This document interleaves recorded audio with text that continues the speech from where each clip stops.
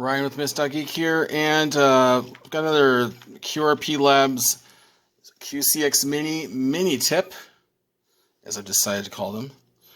So last, I don't know, a little bit here, I've installed these trimmers and also this capacitor and a few other odds. These other two capacitors here, a couple of odds and ends, and I'm about to solder in the what's it called? Let's see here.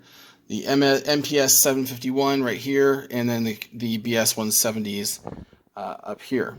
And you might say, well, what do you mean you're about ready to solder them in? Don't the directions say to solder them in and then put the nut on? Yes, the directions do. However, I noticed that if I put them all in and put the washer and the nut through the bolt or onto the bolt, they're all ready to solder. I don't have to worry about holding them in place or anything. So I'm going to give that a go and let you know how it is in just a moment. 2 hours later. All right, here we are, and it is done. Had to hold the heat to them a little bit because you are dissipating that heat rather quickly. So I had to hold the heat to them, but I think we're good.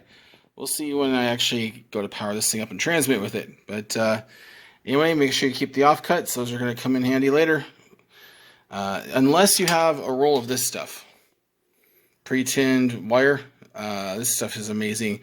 So if I run out or I lose my clippings or whatever, I'll use some of that. But anyway, so thanks for watching this little QRP QCX mini tip 73.